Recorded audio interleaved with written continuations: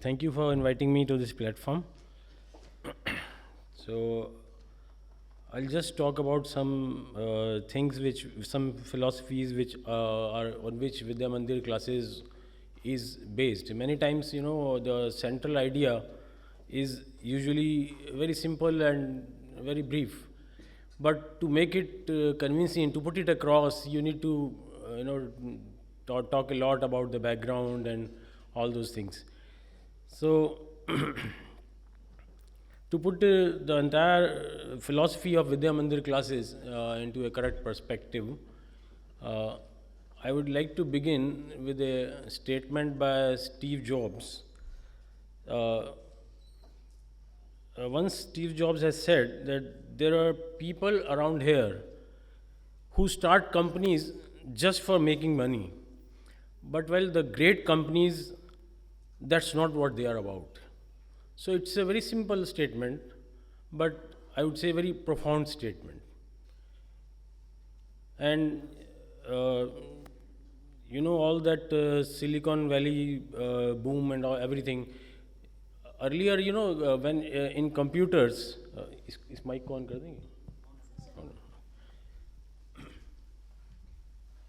Computers जब start हुए थे, I am talking about I think 60s और 70s और अराउंड दैट टाइम, तो कंप्यूटर साइंस कोई सब्जेक्ट नहीं होता था.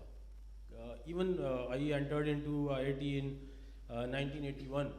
तो 1981 में कंप्यूटर साइंस एज सच जो ब्रांच होती थी सिर्फ एक ही जगह होती थी, कानपुर में होती थी और कहीं नहीं होती थी, और बहुत सिलेक्ट लोग लेते थे. मेरा जैसे रैंक 81 आया था, तो मुझे कानपुर में कंप्यूटर साइंस जस्ट मिल रही थी, I was among the last. तो बट लाइक मुझे दिल्ली में रहना था, सो आई जॉइंड आईआईटी दिल्ली. और वहाँ पर कंप्यूटर साइंस नहीं थी, किसी आईआईटीज़ में नहीं थी, मतलब और किसी इंजीनियरिंग कॉलेज में तो कोई मतलब चांस ही नहीं है. आईआईटीज़ में भी सिर्फ एक होता था, कानपुर. तो वहाँ स्पेशलाइजेशन कहते थे लास्ट फोर्थ ईयर में we'll do some you can do specialization in computer science, but as such computer science is not a separate branch in IIT. तो कंप्यूटर साइंस कोई सब्जेक्ट नहीं था. तो कंप्यूटर्स में जो लोग आए बिगनिंग में 70s में, वो लोग फिज़िक्स से आए, मैथमेटिक्स से आए, इवन म्यूज़िक से आए और जूलॉजी से आए. ऐसे ऐसे लोग हैं जो बिल्कुल अलग अलग field. It was like a hobby for them. Computers originated as a hobby for many people. तो जब वो लोग आए वहाँ पर, तो they were not coming into it to make some big companies और do some great business to make money. They were just passionate about something, and they were working. So great things are done only not when you plan to do great things, but when you are really passionate into something, then great things are automatically done by those people. जैसे जैसे Steve jobs तो बाद में आए हैं, उनसे पहले जो मतलब स्टीव जॉब्स जो आप पढ़ोगे तो वो लिखते हैं कि दे वर माई हीरोज, जो जो मतलब इंटेल जिन्होंने बनाया, रॉबर्ट नॉयस एंड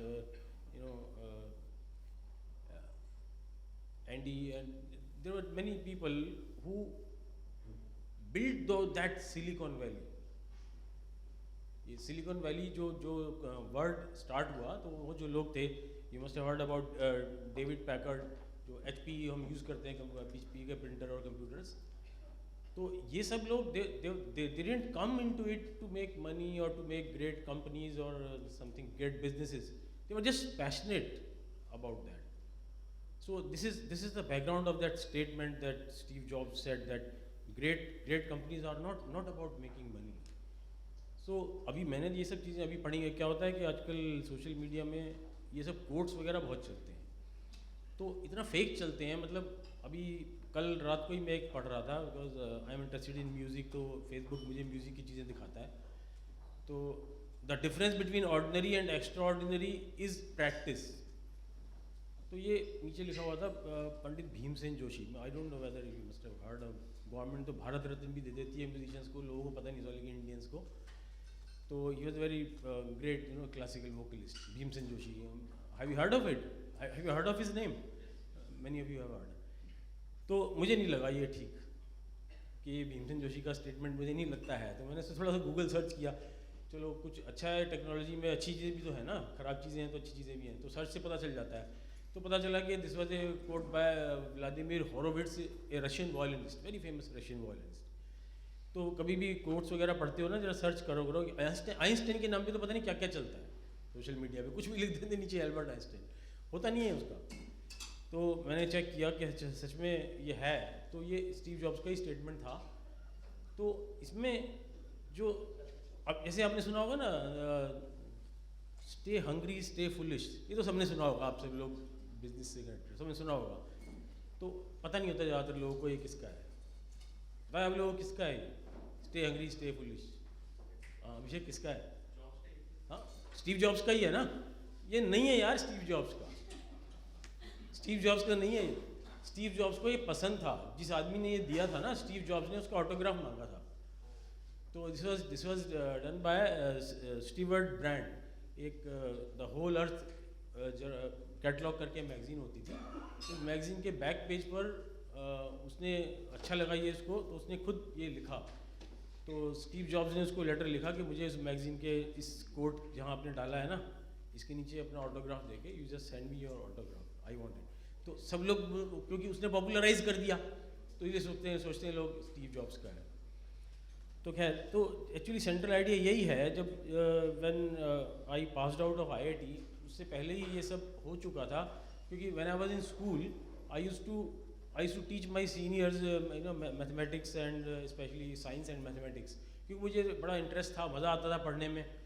तो इसलिए मैंने नेक्स्ट क्लास का सिलेबस कर लेता था। तो शुरू से ही एक हैबिट थी कि एक शौक था, पैशन था कि जो कुछ अपने माइंड में है, जो कुछ नॉलेज है, you know put it across to others, to communicate it to others. ये एक जॉय होता है जो बहुत सारे लोगों में होता है। तो आईआईटी से पास आउट करके तो एक साल मैंने कुछ नहीं किया, I didn't take any job and anything, I didn't want to go to you know industry. तो एक साल पास आउट करके सोचा क्या करना है, क्योंकि उस time I am talking about I think in 1985, I pass out in 1985। So back that at that time it was not test prep was not a business, ऐसी कोई चीज़ एग्जिस्ट ही नहीं करती थी। तो अभी टर्म आया 2-3 साल पहले, 10 साल पहले शायद, टेस्ट प्रेप का। तो उस टाइम तो ये होता था कि भाई स्कूल में पढ़ाई कर रहे हैं बच्चे, तो कुछ नहीं समझ में आ रहा है तो किसी से ट्यूशन ले लो, और शायद बेटर कुछ मार्क्स आ जाएंगे जो बच्चों से नहीं बल्कि वो students who are not able to even take good marks, so to take और they are not hopeful of even getting pass, so they use to take tuitions. तो उस टाइम ऐसा मैंने देखा कि स्पेशली साइंस में और मैथमेटिक्स में भी लोगों को बड़ा डिफ़िकल्ट लगता है, मतलब लोग एंजॉय नहीं करते, लोग स्ट्रगल करते हैं, और मतलब ऐसे पढ़ते हैं साइंस को, फिज़िक्स को, जैसे कोई मतलब हिस्ट्री में कुछ कोई याद करता है, मेमोराइज करता है। और जो टीचर्स हैं और इतने सारे जो इवन जो लोग ट्यूशन पढ़ाते हैं, उन लोगों को भी खुद को भी क्लियर नहीं है सब्जेक्ट्स, क्योंकि अच्छे लोग नहीं थे उसमें। तो ऐसा लगा कि it is like a torture for most of the students except very few. 90% students के लिए तो टॉर्चर है यार, पढ़ाई करनी है तो करनी है, पेरेंट्स भी कह रहे हैं अपनी लाइफ बनानी है तो पढ़ाई करनी पड़ेगी, इसलिए पढ़ाई कर रहे हैं। There is no enjoyment in studying, in learning, just because it is important, it is needed for our future survival, so that's why we are studying. तो ये बच्चे सोच के पढ़ाई करते थे। तो ऐसा लगा कि ये शायद I can make you know lives of students better अगर आप इसमें जाते हैं तो इसलिए लगा कि यही काम करना है, चाहे इसमें कोई फ्यूचर है नहीं है, अर्निंग है, कोई बिजनेस की तरह है, ये क्या है, कभी सोचा ही नहीं। तो जैसे वो ये स्टेटमेंट की बात कर रहे हैं, स्टे हंग्री स्टे फुलिश में बहुत लोगों को तो पता भी नहीं होता हंग्री का एक्चुअली सेंस क्या बनता है। स्टे हंग्री में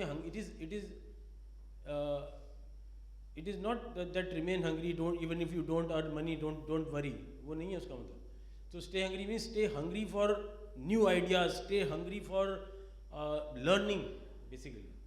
तो ऐसा लगता था कि यार कुछ होगा या नहीं होगा, अपने को सोचना नहीं है, और बस जो काम अच्छा लग रहा है, जो पैशन है वही करना है। तो पैशन ये है कि स्टूडेंट्स को पढ़ाना है, और ये अच्छा लगता है कि उनको जब कुछ पढ़ाते हैं, कुछ उनको समझ आता है, उनको कुछ मज़ा भी आता है। ये कॉन्सेप्ट ही नहीं था कि पढ़ाई करने में मज़ा आता है, मैं सच बता रहा हूँ, ये कॉन्सेप्ट ही नहीं था। जितने भी स्टूडेंट थे, कभी किसी स्टूडेंट ने देखा ही नहीं कोई ऐसा स्टूडेंट, कोई भी स्टूडेंट टॉपर भी होता था ना, उसको मज़ा आता था टॉप करने में, इसलिए वो पढ़ाई करता था, बेस्ट होने में मज़ा आता था। तो ये कॉन्सेप्ट नहीं था कि लर्निंग में मज़ा आ रहा है, पढ़ाई करने में मज़ा आ रहा है। मुझे कहा ये कॉन्सेप्ट होना चाहिए, ऐसा कुछ लोगों को पता चलना चाहिए। तो इसलिए शुरू किया। हालांकि बड़ा अजीब लगा बहुत लोगों को कि यार आईआईटी से पास आउट हुए हो तो कहीं यूएस से जाके कुछ पोस्ट ग्रेजुएशन करो या कोई बड़ी कंपनी बनाओ या कुछ बड़ी कंपनी के सीईओ बनो, कुछ अच्छा काम करो। तुम कहाँ चक्कर में पड़ गए, ट्यूशन पढ़ा रहे लोगों को बैठ के, कोई अभी तुम्हारा पैसा भी नहीं कमा रहे हो इसमें, क्या क्यों कर रहे हो काम। तो इस तरह का कल्चर भी नहीं था। अभी तो कल्चर है, अभी तो बहुत सारे लोग हैं जो ऐसे स्टैनफोर्ड से पढ़ के वापस आ जाते हैं, सोशल वर्क करते हैं। बहुत सारे लोग हैं कि पैशन फॉलो करते हैं, लेकिन वो उस टाइम वो भी नहीं था। तो बड़ा सरप्राइजिंग था लोगों के लिए, बड़ा अपोजिशन मिला सोसाइटी से। पेरेंट्स को भी बहुत लोगों ने कहा कि बच्चों को समझाओ क्या कर रहे हैं। तो along with my elder brother, हम दोनों भाई एक ही टाइम पे पास आउट हुए 1985 में आईआईटी दिल्ली से। तो हमने सोचा लेकिन यार ये अच्छा लग रहा है तो यही करना है, जो होगा देखा जाएगा। कुछ तो सर्वाइवल हो ही रहा है, घर है, रहने के लिए घर है, पेरेंट्स का घर है, बहुत बड़ा घर है, इसमें हम रह लेंगे, कोई चिंता नहीं है सर्वाइवल की, अब ये करना ही है बस। तो हम लोग लगे रहते थे खुद ही, मतलब ने 10-11 स्टूडेंट से शुरू किया। There was a small room between ground floor and first floor in our house in West Punjabi Bagh. I am staying in that at that location only right now, but it's a new building now. तो उसमें एक छोटा सा room था जहाँ पर 10-11 student से ज़्यादा की स्पेस नहीं थी। तो हमने वहाँ शुरू किया, जस्ट एक बोर्ड, एक ब्लैक बोर्ड भी नहीं शुरू किया, एक ब्लैक बोर्ड पेंट आता था, वो पेंट एक वॉल पे करके। तो वेरी स्मॉल स्केल के आसपास के जो स्टूडेंट्स थे, अराउंड 11 स्टूडेंट्स का फर्स्ट बैच था 1987 में। 1985 में हमने पास आउट किया था आईआईटी से। तो वो जो स्टूडेंट्स थे, फर्स्ट 2 स्टूडेंट्स, तो हमारा एक यंगर ब्रदर था और एक और हमारा उसका फ्रेंड था, जो दे आर को founders in Vidya Mandir right now. Later on they joined us in Vidya Mandir. तो 11 स्टूडेंट्स थे, तो एक फ्रेंड सर्कल था कुछ लोगों का जो आसपास ही रहते थे वेस्ट पंजाबी बाग के, वो लोग आ गए थे।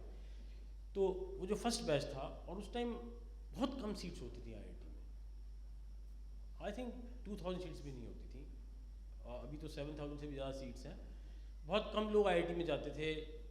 एक स्कूल में पूरी क्लास में आई थिंक 10% लोग प्रिपरेशन करते थे, ज़्यादा लोग प्रिपेयर भी नहीं करते थे। सोचते थे यार ये क्लास में ये बच्चे हैं बड़े ब्रिलियंट हैं, आईआईटी की तैयारी कर रहे हैं, हमारे बस का तो नहीं है। फॉर्म ही नहीं भरते थे लोग आईआईटी का, तब की बात बता रहा हूँ। तो 11 स्टूडेंट्स का ग्रुप बनाया और उनको पढ़ाया, तो पता चला कि बहुत इतना अच्छा लग रहा था लोगों को पढ़ाई करना। मतलब ऐसा होना चाहिए, हमारा सोचना ये था कि ऐसा होना चाहिए कि स्टूडेंट घर जाके कहे मुझे पढ़ाई के अलावा कुछ करने में अच्छा नहीं लग रहा। क्योंकि आज की डेट में भी इतना कंपटीशन है।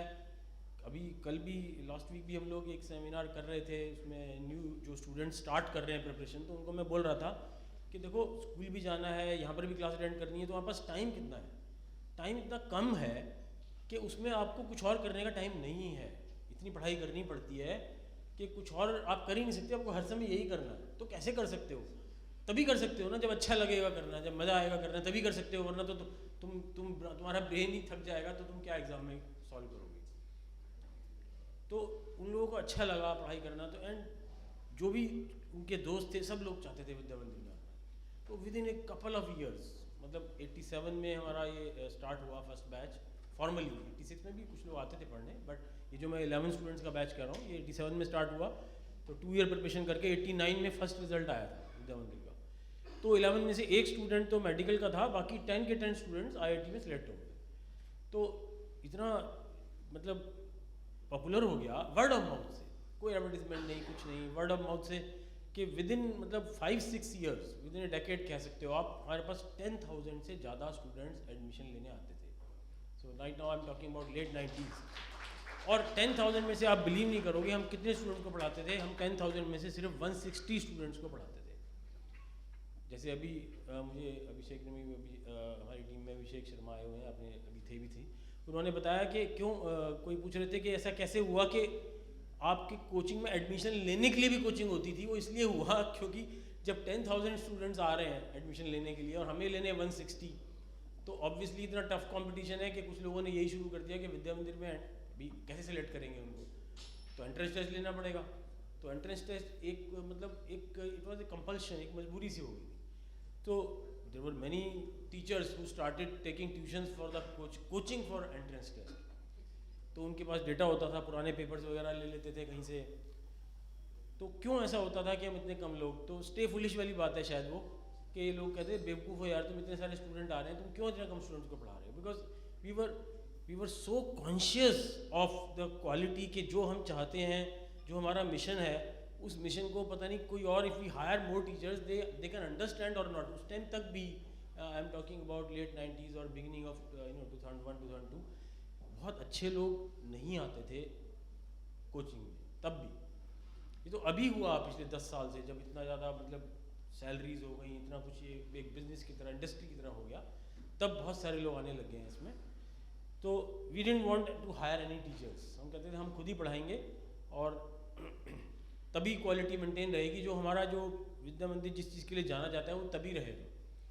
तो ये हमारा 160 स्टूडेंट्स वाला जो था ये ऑलमोस्ट मतलब 2007 तक चलता रहा। मतलब 10,000 से 15,000 हो गया, मतलब जो कैंडिडेट्स आते थे एडमिशन लेने के लिए। तो फिर क्या होता है कि एक टाइम पर आकर एक सर्वाइवल ही डिफ़िकल्ट हो जाता है। जब आप इतना छोटा करते हो, इतना कर रहे हो, तो फिर जो कंपटीशन होगा वो उसमें कहीं ना कहीं लूप होल्स निकाल के आपको सर्वाइव नहीं करने देगा। और पिछले 20 साल में तो काफ़ी ज़्यादा हमारी जो coaching industry, specially IIT JEE की बात कर रहा हूँ, here are people from different industries, तो वो काफ़ी अनएथिकल हो चुकी है।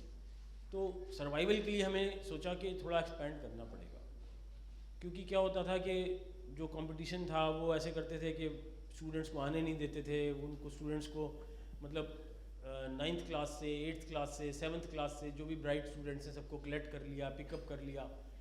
हमारी फ़िलॉसफी हमेशा ऐसे थी कि इस तरह की इतना ज़्यादा ग्रूलिंग कंपटीशन में a child should go only when he is at least 15 years old, because when he is too young he should give himself or herself a chance to know, to expose to more extracurricular things। इतना नहीं one sided होना चाहिए एक छोटे बच्चे को। तो हम लोग 7th 8th 9th की हमारी कोचिंग नहीं होती थी, तो बहुत सारे लोगों ने 7th 8th 9th से पिकअप करना शुरू कर दिया अच्छे स्टूडेंट्स को, तो हमारे पास अच्छे स्टूडेंट्स आने बंद हो गए थे। तो इसलिए हमने सोचा कि हमें थोड़ा एक्सपैंड करना पड़ेगा। तो first expansion started around 2008, and that too around that time we were so conscious that हम ये अलाउ करते थे उन लोगों को जो हमारे एक्स स्टूडेंट्स थे। Only ex students were allowed to teach in VMC। I am talking about 2007 2008 2009, almost 15 years बैक। तो उसके बाद जब बहुत अच्छे लोग भी आने लगे, जो अच्छे टीचर्स भी इस इंडस्ट्री में आने लगे, तो हमने थोड़ा फिर बाद में एक्सपेंड किया आफ्टर 2010। तो एनरोलमेंट थोड़ा उसके बाद बढ़ाया, बट लेकिन तो उस टाइम लोगों ने एक्सेप्ट नहीं किया। लोगों को लगता था यार विद्या मंदिर तो खास इसीलिए है कि बहुत कम लोगों को लेता है और बहुत स्पेशलाइज करते हैं, बहुत ज़्यादा ध्यान देते हैं बच्चों पर। तो इनिशियली रेपुटेशन को एक तरह का शॉक भी लगा कि यार ये भी कमर्शियल हो गया बाकी लोगों की तरह। तो अब तो ये विद्या मंदिर डिल्यूट हो गया। ये पॉइंट बनाया, कंपटीशन ने ये पॉइंट बनाया कि उनको एक पॉइंट मिला कि यार इनकी खास बात यही थी कि बड़े सिलेक्टेड लोगों को लेते हैं और बहुत ध्यान से पढ़ाते हैं। अब इन्होंने एक्सपेंड किया ना, अब इसको लूपहोल बना लो, अब इसको पकड़ लो। तो उन्होंने ये सब बनाना शुरू कर दिया कि भाई ये फाउंडर्स तो अब बैक सीट पर हो गए हैं और अब ये तो they don't take interest in the in their business, और अब बहुत लोग आ गए हैं, एक्सपेंशन हो गया और लोग आ गए, इन्वेस्टर्स आ गए, अब ये डिल्यूट हो गया, अब वैसा नहीं रहा। तो मैं कहता चलो कम से कम उन लोगों ने ये तो माना कि पहले अच्छा था ये। वो कहते हैं अब वैसा नहीं रहा जैसा पहले था ये। तो इस तरह के एडवर्टीजमेंट, मतलब you won't believe it, some if you don't know, कि फुल पेज के एडवर्टीजमेंट कॉम्पिटिटर्स देते थे और उसमें शायद हमारा मेंशन करते थे कि मतलब बहुत टारगेटेड ऐड होता था, मेंशन करते थे कि ये सब लोग हैं, और ये अपने काउंसलर्स को बोलते थे कि अब ये स्प्रेड कर दो कि जो बड़े भैया, मतलब my elder brother is called बड़े भैया, आई एम कॉल्ड छोटे भैया। तो ये पेयर चलता है मतलब अर्ली 90s से, तो ये बड़े फेमस नाम हैं। तो और मार्केटिंग के लोग कहते हैं कि इनको छोड़ना नहीं है, हम इनको यूज़ करेंगे, बड़े भैया छोटे भैया। तो वो कहते थे बड़े भैया तो अमेरिका चले गए हैं और छोटे भैया स्विट्ज़रलैंड चले गए हैं और ये लोग अब हैं ही नहीं, ये तो अब जिन्होंने तो सेल कर दिया। इस तरह की उन्होंने बातें, जबकि we were all the time from early morning till late evening we were sitting there in Vidya Mandir. तो उन्होंने ये सब स्प्रेड करना शुरू कर दिया। But I would like to tell कि आज की डेट में भी मैं क्लासेस लेता हूँ, बहुत सारे स्टूडेंट्स को अभी भी पढ़ाता हूँ, क्लास लेता हूँ। क्यों लेता हूँ? क्योंकि मुझे तो बिजनेस से मतलब ही नहीं है ना। मेरा my soul is in teaching, so how can I leave teaching? Even I will take class even if I am 75 years old or 80 years old। मैं एक अभी स्टूडेंट आया था तो वो मुझे कहता है कि सर मेरे फादर को आपने पढ़ाया था तो मैं इसलिए आपसे मिलना चाहता था। तो मैंने कहा बेटा मैंने तेरे फादर को पढ़ाया था, I want to see a student who says that आपने मेरे ग्रैंडफादर को पढ़ाया था। तो अगर हमारी मार्केटिंग टीम इस अनएथिकल इंडस्ट्री में जो हम एथिक्स से चल रहे हैं उसको सर्वाइवल में हेल्प करती है, तो I definitely one day will come that I will see that day, I want to see that day. तो अभी तो क्या है कि हमारा अभी भी हमने ऐसा रखा हुआ है कि हम ऐसे रैंडमली किसी को मतलब फ्रेंचाइजी नहीं देते हैं। हमने दिल्ली एनसीआर में, क्योंकि हम लोग बिल्कुल अच्छे से इसको कंट्रोल कर सकते हैं, क्वालिटी को कंट्रोल कर सकते हैं, तो दिल्ली एनसीआर में ही हम ज़्यादा एक्सपेंड करते हैं अभी भी। और कितने सेंटर्स हो गए हैं वीएमसी के और क्या हो गया, ये सब तो देखो बातें करने का फ़ायदा नहीं है। सब तो कोई गूगल करेगा तो उसको मिल जाएगा, हमारी वेबसाइट पर भी होगा, तो वो सब तो नहीं करूँगा। बट सिर्फ मैं ये कहना चाहूँगा कि जो लोग पैशनेट होते हैं अपने काम के लिए, और अभी जैसे मेरिटो के बारे में ही बात कर रहे थे तो मैं सुन रहा था क्या मैंने पूछा आप लोग क्या काम करते हो, क्योंकि we are using their sales force. But क्या होता है कि हमारे यहाँ जो लोग हैं जो ये सब मार्केटिंग और सेल्स वगैरह देखते हैं, तो हम लोग पता भी नहीं होता क्या कर रहे हैं। वी आर एकेडमिशियंस, तो हम एकेडमिक्स में ही रहते हैं। तो वो सरप्राइज हो रहे थे कि भाई आप यूज़ कर रहे हो हमारी सर्विसेज, आप पूछ रहे हो कि आप क्या करते हो।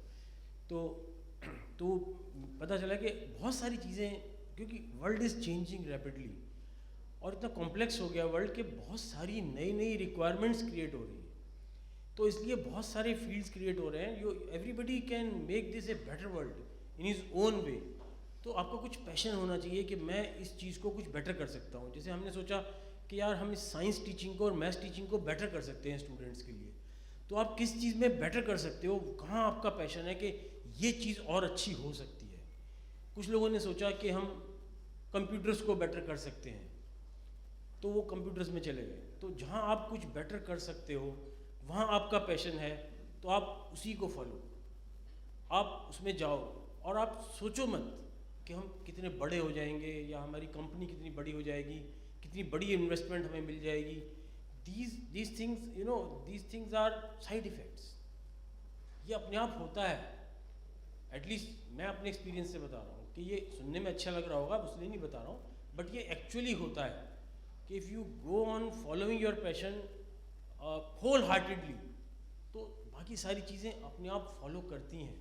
And in this world there everybody can find what is my passion, और उसमें होल हार्टेडली अगर वो लगा रहता है तो डेफिनेटली कुछ होता है। कई ऐसे होते हैं लोग अपना कुछ स्टार्टअप शुरू किया, बस उनको यही एम होता है कि मुझे कुछ बड़ी सी इन्वेस्टमेंट मिल जाए, और जैसे ही कुछ हो जाता है तो बस उसको यूज़ करना शुरू कर, उनका ध्यान इस पर होता है कि यार मैं बड़ा आदमी बन जाऊँ बस।